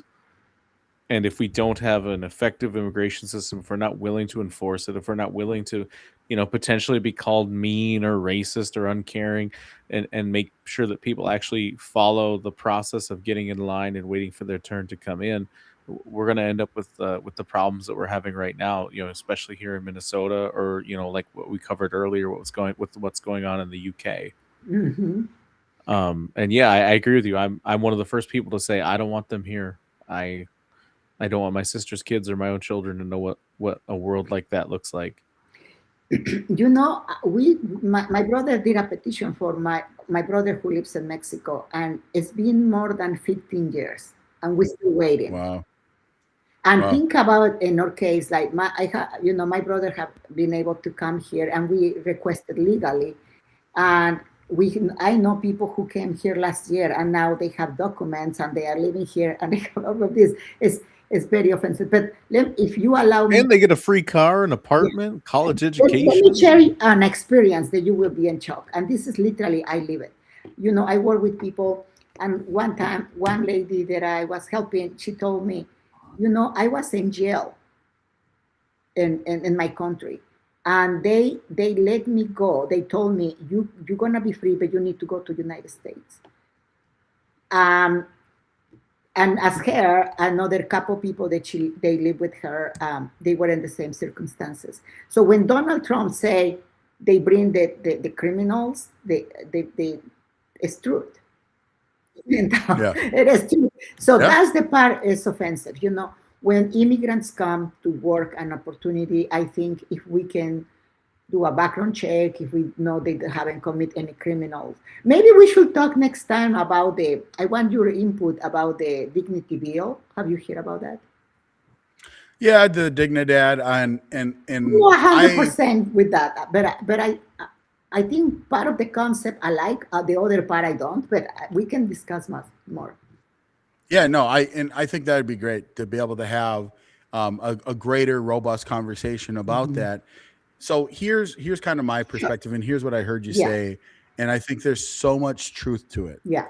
The fact that your brother, who has tried to do everything, not tried, you guys have done everything by the book, and we're talking about 15 years, and then someone jumps the line, and they're able to get this, even say I'm seeking asylum, and you find out that they're actually not truly eligible for what asylum was designed for. They're just here economically. They want to make more money, which whatever, but there is a process. So what ends up happening is the people that actually follow the law and the procedure end up getting the short end of the stick.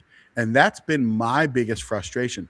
Now, I am not someone that believes that we should not have immigration. I love immigration. My father came from Sierra Leone in West Africa. Without him coming to this country and having an opportunity, I literally would not have been born. So I am not one of these people that thinks that, America is the only, you have to be born here. And if you're not born here, you suck. I think that's absurd because, again, I'm a Christian and I believe that God created all of humanity. So if you can find people and encourage them, the best and the brightest. I am greedy as an American. I want the best. I want every smart person that will pledge allegiance to our nation, to come to this nation and to provide us with value.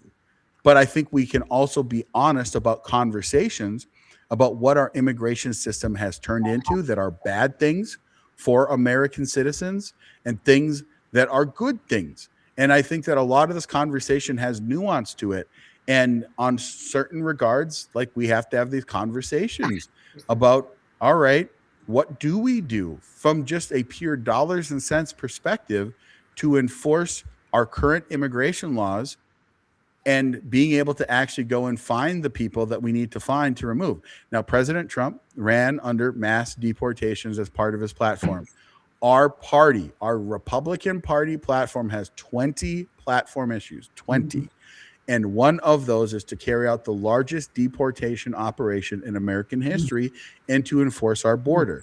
So those are things that are literally our Republican Party's platform.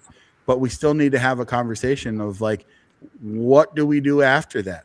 What do we do once we get down to the person that, again, you know, their paperwork got messed up or whatever, and they've still been here for a while, but they've remained law abiding and all these things. Now, right now, my position is you just can't set it, like, you can't have variation.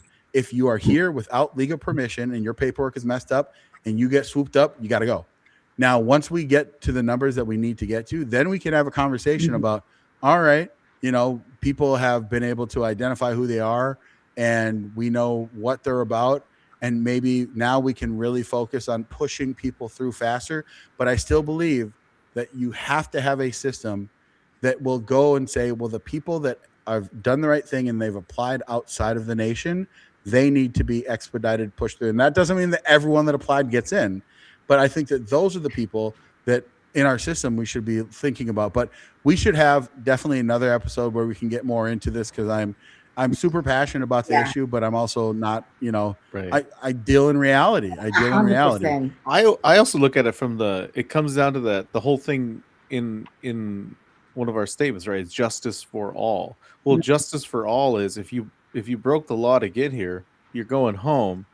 And there's also justice for the people waiting in line to come into the country. But and then you have this third component of, you know, where's the justice for the people that were born in this country, they live in this country, they're trying to work, they're trying to get ahead, but services aren't available to them, right? There's a bajillion daycares that are fake in Minneapolis, but women trying to work a job can't find a daycare center that's got an availability for their kid, even though, you know, according to Google, there's like 17 in one building, right? It's, you know, it's three components with immigration that fall into that justice for all. And I think we're, you know, we've been so afraid of being called bad people or racist or bullies. And it's a non-starter because it's creating much larger problems where you have people running the border, you have people that can't get ahead in this country, and then you have people that genuinely do need asylum that aren't getting it, that may perish, you know, while they're waiting in line to get into this country. And you know, I will love next time, like I said, if we have more time to talk about that. I think it's very unfair, like David, you say, like, we never gonna, why citizens should have priority over any person, any immigrant. I don't understand why we have veterans or people who struggle and they don't have benefits, but we have immigrants with all the benefits. It's just nonsense to me. Well, you and I came here legally and nobody let me stay in a 5-star hotel for 2 years. I take that kind of personally. I was going to write, you know, I'm going to add Joe Biden to my Christmas card list so I can write him a letter, be like, hey, man, can I still get one of them 5-star stays for 2 years? Can I cash in on that? No, you're 100% right. I wanted to also just ask you, you know, in regards to your experience and jumping into being involved in the Republican Party here in Minnesota, being the co-chair of the Hispanic Hispanic Assembly, the Republican affiliate group. Are there some things that you are doing right now that you want people to pay attention to? Do you have any events that you have coming up with the Hispanic Republican Assembly, or no, it's just Hispanic Assembly. I keep on throwing Republican on it, but yeah, so do you got any events coming up or things that people can do to help volunteer with? No, we don't have. I mean, we just recently have the convention, and that was Rick and me. Literally, basically, well, Rick is the one who organized all of it. But I think our intention for now is how we're gonna support all the candidates, right? And we wanna be involved in their campaigns to make sure people get to know who they are, what they stand for, and invite people to vote and to really support our candidates. So our plan is to support all the campaigns. Yeah, We're gonna be no, that's reaching good. out That's good. to all of them and say how we can help. No, 100%. That's awesome. We're gonna move on to another story, just kind of a little bit quicker. Some things that I find a little bit fascinating, or that David finds fascinating. So, for those of you that are on the internet, you've definitely seen all of the hilarious videos and memes coming from Spencer Pratt in this absolutely historic run for mayor of Los Angeles. We had an election, or they had an election last Tuesday, and on election night, Spencer Pratt was in the second place. And the way that their kind of election works is that if no one candidate can get above 50%, like if any one of them would have got over 50%, they would be the mayor. But if none of them can get above 50%, only the top two advance to then another race for the general election for mayor. And on election night, Spencer Pratt, shocking the world, was the number two. First was Karen Bass, mayor running for re-election, and Spencer Pratt. But as the days ticked by and as the ballots came in, suddenly you started to see Nithya Raman start to pull closer and pull closer until yesterday with basically this batch that came in, she pulled ahead of Spencer Pratt, and based off of analysis and how the outstanding votes are kind of coming in overwhelmingly, interestingly, for Nithya Raman, Spencer Pratt has been knocked out. And so Nithya Raman advances to LA mayor runoff. Spencer Pratt out, AP projects. City council member Nithya Raman will advance to the November runoff election for mayor of Los Angeles against incumbent Karen Bass. The Associated Press has reported. The outcome means Spencer Pratt, and I just hate how this news does it this way, but Spencer Pratt, a Republican and former reality television personality from the Hills, is out of the running. Like, the way that they just got to throw it out there. His candidacy drew national attention because of his celebrity and willingness to challenge liberal governance in a city dominated by Democrats, but the buzz did not translate into enough votes to make the runoff, which is a garbage statement. Yeah. Clearly on election day, Spencer Pratt won. After election day, as the ballots come in, Spencer Pratt lost. And at that point, are we even really talking about election? And we know that there's cheating. No, we're talking about voter fraud at that point. Yeah, and so this is what the count was 40 minutes ago. Spencer Pratt with 207,757 votes. Nithya Raman with 229,576 votes. And it's just so weird how all these votes are pouring in, and Nithya Raman just keeps winning. So, yeah, just kind of curious, around the horn, what you guys think. Is this just exposing how corrupt Democrats are? Or do you trust the process? I might get canceled for this, but I'm just looking, and maybe this is just my privileged American upbringing, but I'm just looking at these three names. Karen Bass. That sounds like somebody like that's the school substitute teacher, or that's the person that checks out your groceries at the grocery store. Spencer Pratt, that's a very American name. The one in the middle, I'm not, at the risk of getting canceled, it kind of rhymes with the names that you hear when you get called from a call center on the other side of the world telling you that you've won some money, or they want to sell you something, or you can get access to a bank account if you give them $450. I'm just saying. So far be it from me to think that the people who may or may not be the scam capital experts of the world may not have also figured out how to do that in California's very loosely, not really that well guarded election cycle. Just saying, at the risk of getting canceled, I can't prove any of it, but I'm alleging I feel a certain way about that name, the person, and some of the things that have come out of that part of the world. Well, I feel very strongly that she needs to use some chapstick. My goodness. Oh my God. Dry, crusty lips. My goodness. Ever heard of it? Listen, Charlton Heston looked better hydrated in the 10 Commandments. Listen, here's real quick, and then I'll kick it over to you, Erica. Right? She's a DSA Marxist type. She's a city council member. I just think that the machine is just so strong. And part of me though, it's like this is just too raw and naked of stealing an election. Like it's just too much for people are paying attention. They're like, really? You're telling me days and days later, like 90% of the votes that came in are all for the gal that did not win on election day, but yet none of them are for Karen Bass. So you're telling me that Councilwoman Rahman was so popular, more popular than Karen Bass when it came to absentee ballots? That don't make no sense. She was pulling the last in all the polls. So I don't understand this. Spencer run a phenomenal campaign. Yeah. I'm kind of curious from your perspective. Does it feel like it's just blatant cheating?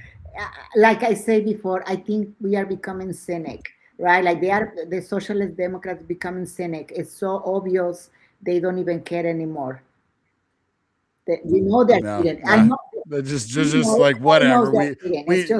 We know that you know that we know, and as long as the American people just kind of just say, well, whatever, then they just kind of just keep on rocking and rolling, right? Now, speaking of another just absolutely terror, just nightmare fuel. Well, I just wanted to throw this out here. Oh, go ahead. Somebody does agree with you about the cheating, and that somebody is Spencer Pratt himself, because it looks like he filed a formal complaint with the Los Angeles City Clerk accusing incumbent mayor of illegally electioneering near a ballot drop box during the early voting. So if he's accusing them of cheating during early voting, absolutely they were cheating later on. Like I see it. You don't do something once and you're going to keep trying. Stop doing it. Yeah. Wasn't the first time they tried it, wouldn't be the last. Yeah, I mean, listen, maybe it goes somewhere, but I'm usually a pretty optimistic guy, right? I hate blackpilling, and I'll never blackpill. But I will say that there are certain places where you're like, there's so much institutional and structural rot that it's going to take multiple cycles, and you're going to need some heavy lifting from like the Supreme Court. It's possible that the United States Supreme Court, they have a case in front of them right now that they took up. They heard oral arguments about when is election day and should you be able to count ballots after election day. Now, the argument that Democrats have made, the arguments that they make here in Los Angeles and all these states that count ballots, literally, I think the window in Los Angeles, in California, actually, is like 35 days after the election, they'll count your ballot. It's just insane. But it's possible that the Supreme Court will come down and they might rule very broadly that election day means election day. It means that your ballots have to be in by election day. So just like states that do, like you have to register early, there's a cutoff date. And after that date, too bad, too sad. It should maybe be that way for early voting.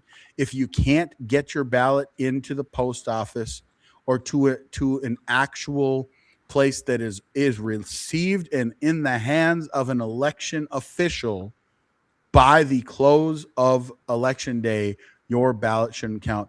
So there is that possibility that may be coming down the pike. The Supreme Court could rule more narrowly on just that one specific instance, or they could rule more broadly saying like, yeah, this has got to go. And that would greatly help curtail, because listen, when you have as much cheating and fraud, where it's just like people don't trust systems, you get psychopaths like this guy that are, top of the ticket.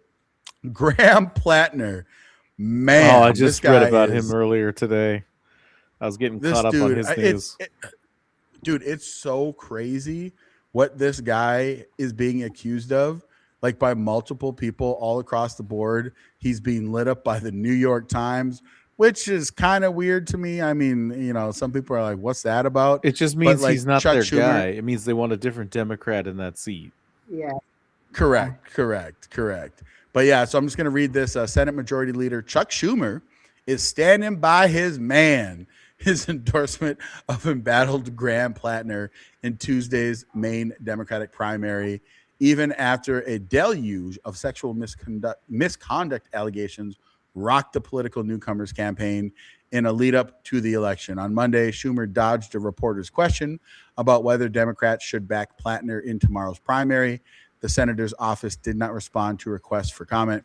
The 41-year-old veteran, has been accused of hated women in relationships and being physically abusive at times, even twisting one of his ex's arms before locking her in a bedroom during an argument. Sometimes women got to calm down, according to former girlfriends who spoke with the New York Times. And I am kidding. Oh my God. But let me just real quickly say as well, notice how in this, at least the beginning of this New York Post article, and the New York Post, they do an okay job. The fact that he had a Totenkampf, a literal Nazi symbol on his chest, was not part of this calculation. It's that women said that like he was mean and abusive to them, which I'm not saying is a good thing, but we were talking about Keith Ellison earlier. Just kind of curious, Erica, your thoughts on this Graham Plattner fella, and your thoughts, David. It's Keith Ellison version 2, number 2 right here. Yeah. Right? It's like, wow. It's crazy. This is the Democrats' final form, is what it is. I mean, the party of the KKK, the party of the Indian relocation. Whether people want to look at history honestly or not, it doesn't matter. This is them in their final form. They've been playing the inclusivity card because for years, and people have bought a hook, line, and sinker, and that's not who they actually are. They were always this sort of thing. And the fact that he's gotten as far as he's gotten, and that somebody like Chuck Schumer is still willing to back him, tells you what that party's about and who they always were. No, they're desperate. And real quick, shout out to Steve Borkowski, who threw out in the chat, brother, thanks for all of your effort, keeping folks informed and continuing to fight for freedom. For the strength of the pack is the wolf, and the strength of the wolf is the pack. Let me say that again. For the strength of the pack is the wolf, and the strength of the wolf is the pack. That's right, man. Yeah. That is right. Appreciate you, Listen, Steve. I'm not a collective. I actually served overseas with Steve. He's a good dude. Oh, dope. Incredible, super incredible leader, incredible warrior. I appreciate that shout out to us, brothers. Appreciate you supporting the show. And, that's the thing, right? Is like, we're not collectivists, but we do understand that we need to work together, and being able to understand how people feel and getting the people together on your side is a good thing. I have believed that, I love conservatism. Yeah. I am a conservative by my values, but I also do have a very strong populist bend to me, that you have to be able to give the people in large enough numbers what they want, but also I think you can help convince the people of things that are stupid too. So that's kind of where I'm at with that. I just, any closing thoughts on Graham Plattner going into tomorrow? I hope he absolutely crushes it, because as much as I dislike, what the Maine Democrats have been representing for a long time in Susan Collins, I mean, Graham Plattner is awful. He is so much worse. At least Susan Collins she'll come on our side every once, enough times. She annoys me greatly with a lot of her other shenanigans, like voting against the Safe America Act and all that stuff. But yeah. Any final thoughts on Graham Plattner? I think the tattoo on his body says everything I need to say about him. Says everything you need to say about it. Well, it seems like we are getting to that point in the show where we're going to get ready to shut things down here and get ready to end the show and kick things off to next week. But I'll kick it back over to you, David. Any closing thoughts? Any final topics you want to bring up? And I'll let you kind of close things out. Yeah, guys. I mean, between the DFL nominating, Nazi sympathizers and AI trying to raise our children for us and turn us all into disconnected human beings, there's still hope in the world. Stay engaged, stay involved in politics, stay involved in the culture, stay involved with your kids. There's still lots that we can do together to make not only Minnesota but just the country as a whole. The place that we grew up in, right? There's that opportunity is still there, and I think the way we address tonight's stories and tonight's events kind of highlights that. And it was great to have you on again, Erica. I always enjoy talking to you. Well, thank you for having me. I enjoy it a lot. Please invite me again whenever you want to. And my quote will be like, please support our conservative candidates. We want the best for Minnesota. I know we have it hard and it's been very challenged, Minnesota, in the last couple of years especially. But if we all united, we can defeat the socialist Democrats. Where can people find you, Erica? Well, you guys can find me. Well, I'm creating a new page. It's gonna call Conexiones Minnesota, and I have to tell you why, because Minnesota Latin Radio say let's not bring politics, and I said no, we need to bring politics. So I'm gonna bring my 30,000 followers. I say okay, follow me here because it's important for us to discuss these issues. But also, you have my Facebook, and hopefully you guys invite me again. So you guys can. No, appreciate that. Yeah. Are there any events that you have coming up that you want anyone to come to or to attend? No, at this moment, to be honest, I'm like, nothing is. You guys invite me. You guys have any events that I can come? We're always doing something. I know, please. We're always doing something. We'll find you something for sure. Okay, invite me, please. Yeah, absolutely. My name's A.K. Kamara, Republican National Committee man. You can follow me on X, Facebook, and Instagram at Real A.K. Kamara. And then you can also follow me over on TikTok at A.K. Kamara. And I had a lot of conversations with folks, delegates, over the past week and a half, 2 weeks.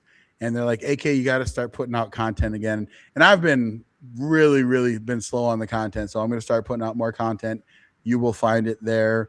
But coming up, honestly, going into the 4th of July, there's going to be a ton of events everywhere.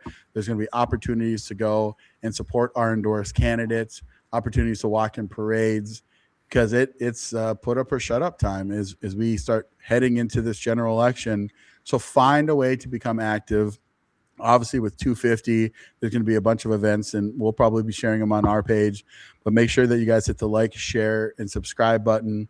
But David, where can people find you? And you got anything planned coming up here in the next couple of weeks you want to tell people about? Yes, you can find me at The Peruvian Gentleman on all my social medias. And then also on YouTube, I'm going to be launching the Peruvian Gentleman podcast here in the next month. Very excited about that. Just going to be talking about men improving themselves and what we can do. We've got enough red pill movement. We've got enough manosphere guys. We need something more like a green pill movement where it's let's go back to being gentlemen with standards. And, how do we dress?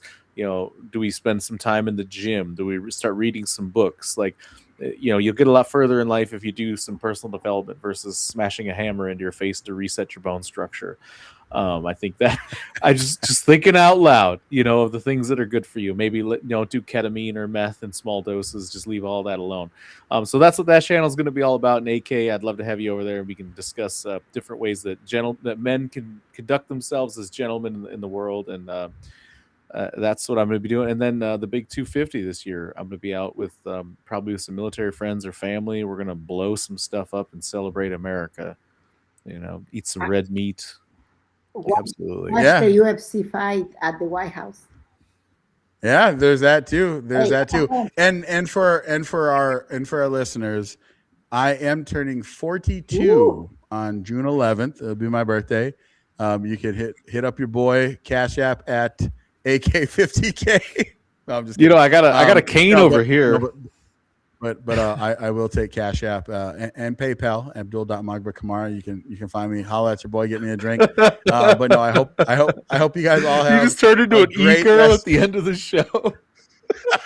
Hey man, it's my birthday. 42, man, 42. Oh, but honestly, we'll see you guys next week. We'll have the full crew back in house. And until then, make sure that you guys hit the like button, hit the subscribe button, and share this show with every single person you know, even the people that you hate, because maybe they'll be annoyed. But until next week, we are Culture Warriors Unchained. Be safe. Take care. Culture Warriors Unchained, where the real entertainment